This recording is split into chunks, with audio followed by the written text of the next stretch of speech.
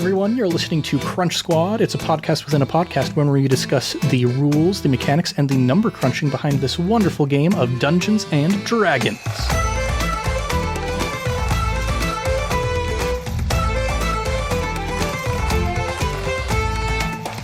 I am Ned Wilcock, your host for Crunch Squad, and today I'm joined by...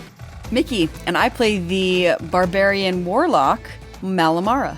Yeah, surprise. Turns out we haven't actually done Barbarian yet for Crunch Squad, which feels like maybe a bit of an oversight. We had some people come in, and we had some guest stars, and we had wonderful Joshua with us, so we wanted to yield to some of those other friends we had. Yeah, but Malamara is more Barbarian than Warlock at this point. She definitely is. And so...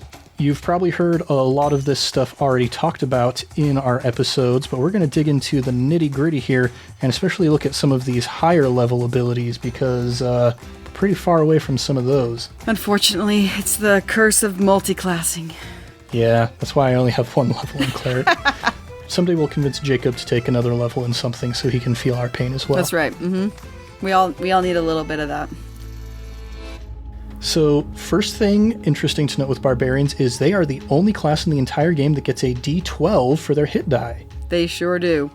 And going into building my character, I knew that I eventually wanted multi-class in it, so my con modifier is my highest modifier. And that D12 with a +4 to con is just... mwah. Yeah, and not a lot of weapons use D12. I think only the Great Axe uses the D12. So basically, unless you have Witch Bolt, then you only get to roll your D12 if you're playing a Barbarian. Yeah, pretty much. But looking at the specific features that the Barbarian gets, we're going to start with Rage, the bread and butter of the Barbarian. So we'll talk about the way that it works first, and then we'll talk about why it's awesome. So first of all, entering Rage is a bonus action, and while you are raging, you gain a few different benefits while you aren't wearing heavy armor. That's the caveat here. While you are raging, you have advantage on strength checks and strength saving throws. When you make a melee weapon attack using strength, you gain a bonus to the damage roll that increases as you gain levels in Barbarian, and there's a little column in the class chart. So starting out at level 1, you get 2 additional damage when you attack while you're raging. Starting at 9th level, you get 3, and then starting at 16th level and going through the remainder of the range, you get +4 damage to each of your attacks. And then you also have resistance to bludgeoning, piercing, and slashing damage. So those are the benefits you get while you're raging. Pretty darn good. It's super good. It is sometimes weird, I feel like, to be the tank and want to absorb those hits. And what you give up in the armor class, you definitely gain back in the hit points with that D12. And the rage taking away the bludgeoning, piercing, and slashing damage. So you do cut through some of that damage, but it is weird to do a build and go, oh, my armor class is not that great.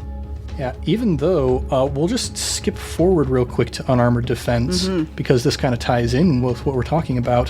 While you aren't wearing any armor, your armor class equals 10 plus your dexterity modifier, which is, how it is for all players if they don't have armor on. But Barbarians also add their constitution modifier to that. So you do have a better armor class than you would have otherwise while you're not wearing your armor. But going back over into raging, a lot of great benefits, being able to take a lot of damage. It doesn't necessarily even matter that your armor class is a little bit lower because you're having most of the damage that's coming in. But in Malamara's case, and in the case of anybody who is multi-classing spellcaster with the Barbarian, tricky thing here is you can't cast spells while you're raging. Which is incredibly frustrating. I did just read a Reddit, though, that made a really good case for the spell Mirror Image that I've been wanting to work at because it's not a concentration spell, and Malamara keeps it in her Ioun Stone. And so if you cast it before you rage, you can have 4 raging barbarians on the battlefield because it's not a concentration spell. It just is an effect. And so they made the case that even though you cast it before you rage, it should still continue on because you don't have to concentrate on it. And the book specifically says that you can't concentrate while raging. Yeah, that's kind of a tricky interaction, because if we look at like Fleeple, for example, Fleeple can't cast spells while he's in animal shape, but he can still maintain concentration on spells while he's in animal shape. So stuff like casting Healing Spirit and then going into animal shape, he gets the benefit from the spell. But Malamara can't do that, unfortunately. Yep. So a little downside, it's kind of an edge case, honestly. Not many people who are playing Barbarians are also multi-classing as spellcasters. Spellcasters, yes. But some other caveats with Rage: only lasts for 1 minute, and it also ends early if you're knocked unconscious, or if you end your turn and you haven't either attacked a hostile creature since your last turn, or you haven't taken damage since then. You can also end it for free as a bonus action. But there's a limit to the amount of rage that one person can contain, it seems. Yes it is. And the number of times you can rage per long rest is also something that scales as you level up. You can do it twice starting at first level, and then 3 times starting at third level, and then eventually 4 times, 5 times, and up to eventually you can do it an unlimited number of times when you reach level 20 in Barbarian, which is pretty great. In and out, in and out. I've played a lot with that aspect, being a spellcaster, of jumping in and out of rage. I think that's kind of a fun mechanic that I like to play with, of how many rages can I get away with and how much can I get out of it and then do something and then go back into it. Especially because we just talked about spellcasters can't do it while they're raging. And so I try to use those number of rages you have a day kind of recklessly on the battlefield. Because I like the idea of going in and out of it, especially because story-wise, we've kind of laced Malamara's Barbarian rage with her Warlock patron. That it's not just a separate part of her. There's not the Warlock half and the Barbarian half. It's very much intertwined together, which has made for some interesting storytelling and learning the mechanics and how to play with those mechanics within those confines.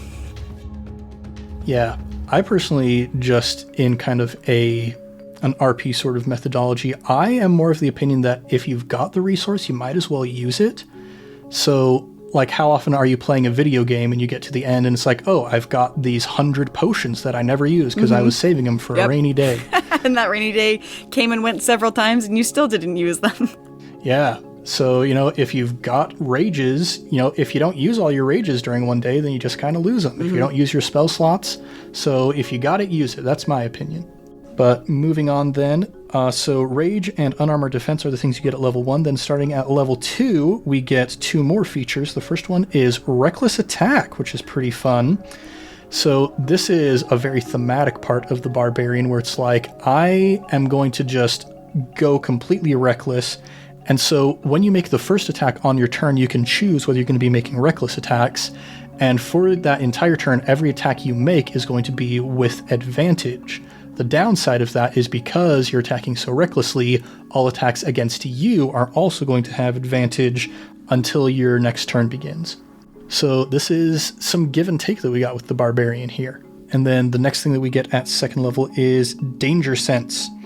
And we've seen Malamara use this a number of times, I believe, that if there is an effect that you can see that is going to cause you to make a dexterity saving throw, you can make that saving throw with advantage. Yeah. And there are some expected caveats to be here. If you are blinded, deafened, or incapacitated, you do not get that benefit, which is, just makes sense. Yep. TBH. Unconscious body on the ground and just advantage on a dexterity save. Yeah, it makes perfect sense. Then starting at level 3, you get your Primal Path, which we'll talk about this more in a later Crunch Squad because there's a lot of cool stuff to dig into with the Totem Warrior, which is Malamar's subclass. Yes. But yeah, we'll save that for another episode like we've done with our other classes because there's just so much stuff in each of these things here to dig into. Then, pretty standard fare, you get an ability score improvement at level 4. Barbarians get their ability score improvements also at level 8, 12, 16, and 19. Pretty much expected there. And then, starting at 5th level, extra attack and fast movement. Yes! Which we just leveled up enough that Malamara now has her 5th level Barbarian. And it's so good! Yeah, I'm trying to remember, did we comment actually in the episode itself, your fight in the Bloody Bowl, when you were like, I'm not level 5 Barbarian yet, I'm only level 4. Yeah. And Thomas is like, that's why you're having such a hard time. Yeah, because starting at 5th level, you can attack twice every turn when you take the attack action, and your movement speed increases by 10 feet if you're not wearing heavy armor. Yeah. Barbarians get to be speedy little devils like monks. Yeah, it comes in very handy when you're fighting against 2 different people in a confined space. You would think it would be helpful, and I'm sure it would have been if I, had that ability. Yeah, but next time you end up in, a cage fight in the middle of an underground fight club, then I'm sure it'll be much better. Then the next feature we're going to talk about comes at 7th level, and all of these are features that we definitely have not seen yet in our games because we've been pretty far from reaching those barbarian levels. At 7th level, we get Feral Instinct, and there's a couple benefits that we get here, one being that you have advantage on all your initiative rolls, and additionally, if you are surprised at the beginning of combat and aren't incapacitated, you can still act normally on your first turn, but only if you enter your rage before doing anything else on that turn. I think it's a very interesting ability for the Barbarian to have, that they, with an advantage on their initiative roll, has a higher chance of acting sooner, and even then, they aren't surprised on a surprise round. They're able to act normally if they enter that rage. And I just think that's really an interesting ability to give specifically to the Barbarian. Yeah, and I'm pretty sure that we've talked about the rules for surprise rounds before actually in the show, but this is Crunch Squad, so I'm going to do it again. Mm-hmm. If you roll initiative and certain characters are surprised, that means they just don't get to act during the first round. The Barbarian, however, doesn't have to worry about that. You have your Feral Instinct that is keeping you going. I think it also really helps with the thematics that you only get that ability, though, if the first thing you do on your turn is enter into your rage. Mm-hmm. You have to use that bonus action to rage. Which Barbarians aren't typically using their bonus action for many things otherwise. Yeah. So, but yeah, just very thematic that, there's somebody over there, boom, I'm just right on top of that. Then, moving up to 9th level, we get Brutal Critical, which is a very cool name for a feature, and it's justified.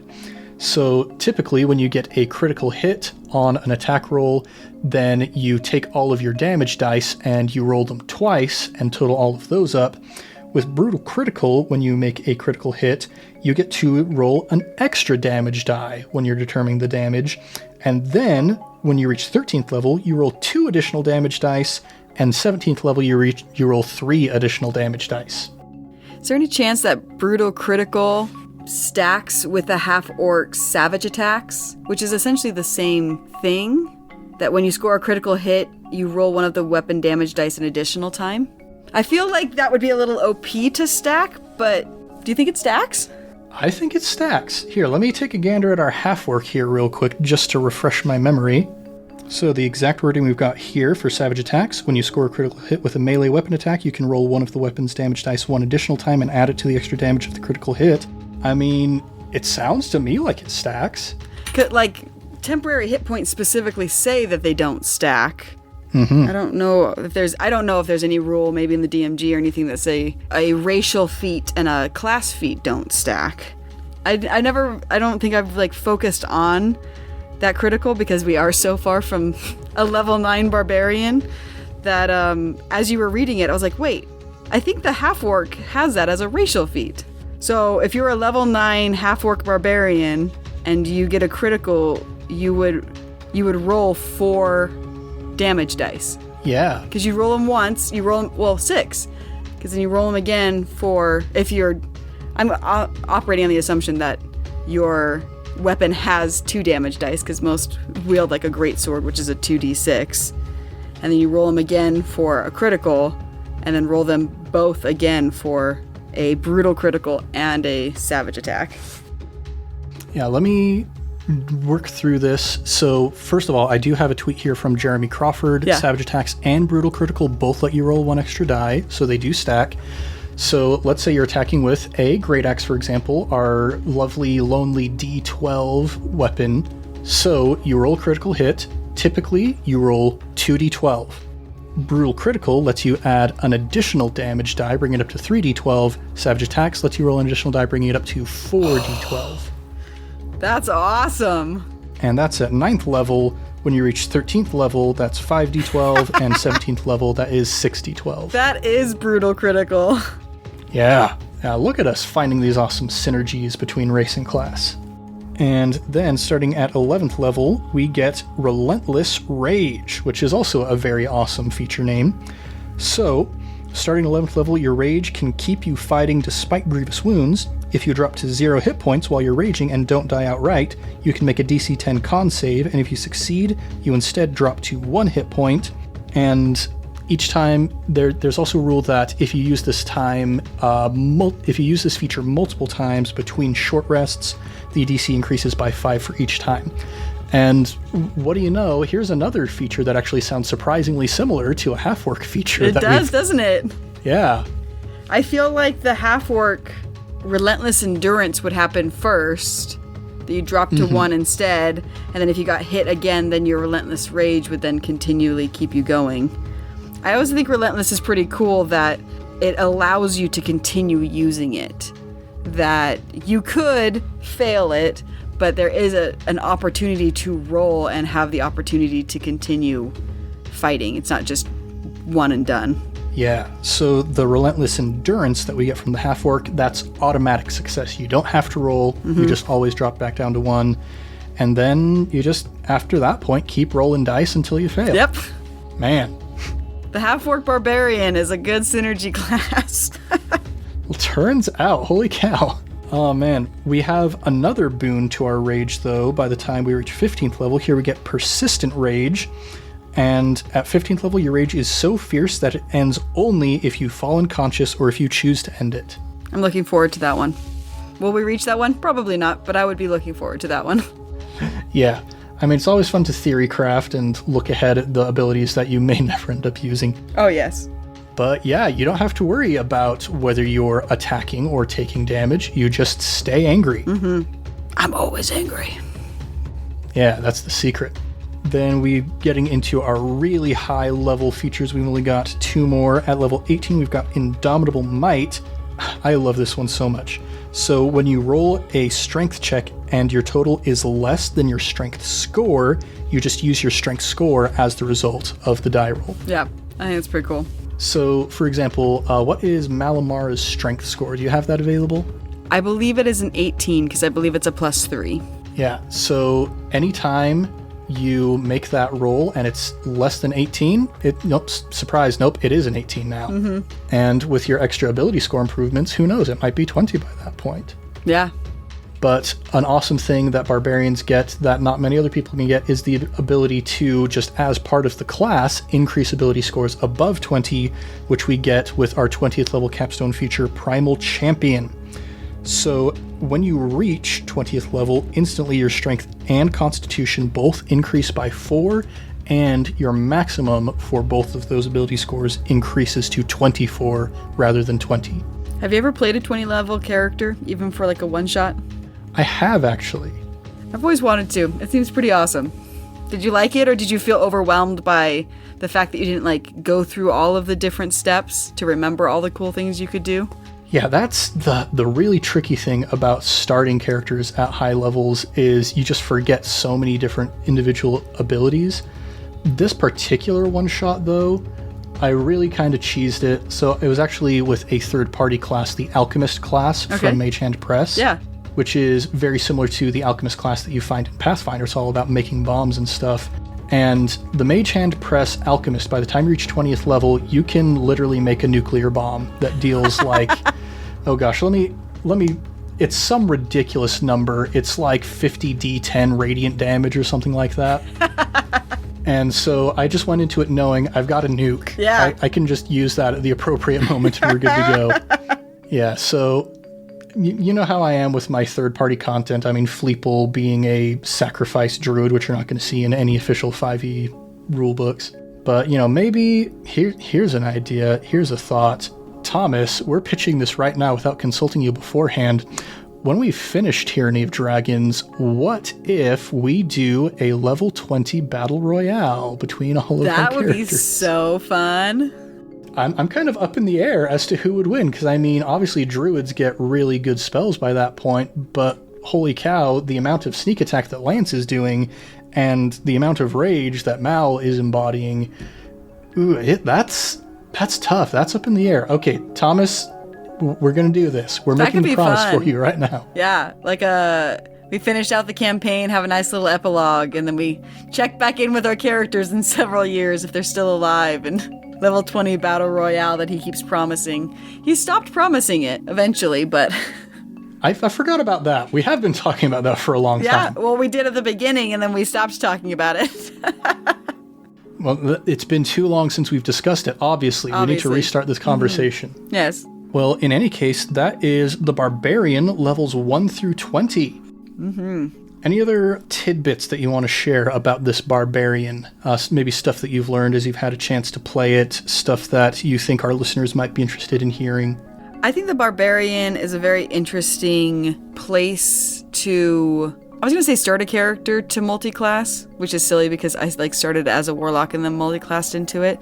But I feel like the Barbarian has a lot of really interesting and cool foundations to then build off of. That even weaknesses that are built into it, like rage, you wouldn't think that you would want to multi-class with a spellcaster, but like the Warlock Barbarian has turned into kind of a really cool character to have and to play off of and to play with and to battle and do all those things with. And so I think that some people shy away from Barbarians when they think it's just either a quote-unquote beginner class, that if it's like your first time to tabletop role-playing, maybe start there, which I do recommend because I think that they are a really great base class. But because they're a great base class, if you have any interest in multi-classing, they have a lot of really incredible things very early on. Reckless and Danger Sense are only level 2. The Primal Paths come out at level 3. Their Rage they get at level 1. And the amount of damage that you can soak up from the Rage and the things that you can do with that, I think, can be really powerful, especially if you're wanting to multi-class. And so don't just discount the Barbarian because it's a quote-unquote beginner class or just a hack and slash character. I think that they can be very, not multifaceted, what's the word? Versatile. I think the Barbarian class can actually lend a lot of versatility to other classes if you're interested in multi-classing. Yeah, and there's definitely value in, like, if you are a fighter, for example, and you just want to be able to take half damage, take 1 level in Barbarian, you get Rage at first level. Heck yeah. There you go. Absolutely. And like I said, like with even the Spellcaster class, they give you so many rages. So if you're only battling once every long rest, you might as well use your resources, use those rages to go in and out. I think a Barbarian Wizard might be really interesting, not just a glass cannon, but can soak up some damage in between, especially because you can end it and start a rage on a bonus action, I think is very powerful. So Barbarians are great foundation classes, especially if you're wanting to multi-class. Don't just count them out because you think that there's something that maybe they aren't, because they lend a lot of benefits. Yeah. And if you want to hear more about the additional versatility that you can bring to the Barbarian class, make sure to tune in next time when we talk about Malamar's subclass. Yes! But until we reach that point, thank you everybody so much for listening to this week's episode of Crunch Squad.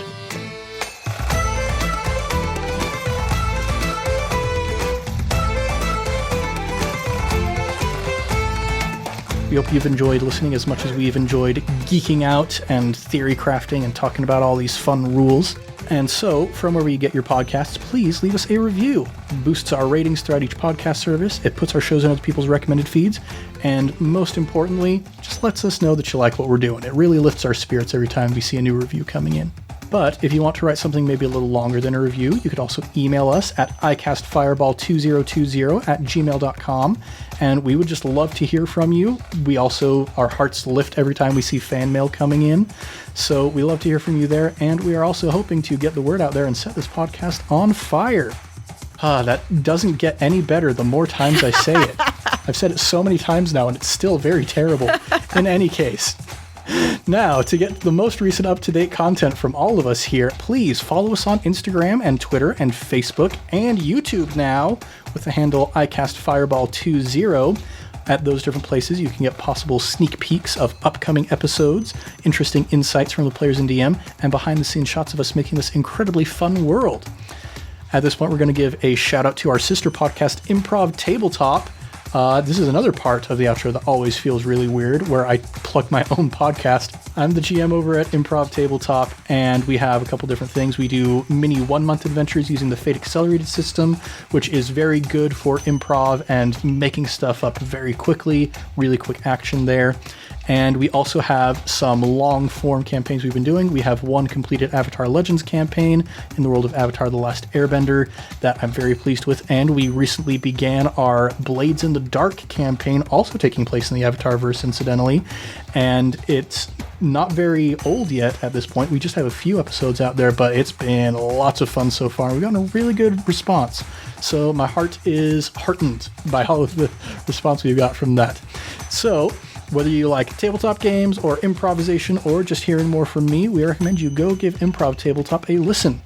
Lastly, please like, subscribe, and share with your friends and fellow wacky adventurers. But until next time, I am Ned, your host for Crunch Squad, and today I've been joined by Mickey, and I play the Warlock Barbarian Malamara. Keep the fire going, and we'll see you next time.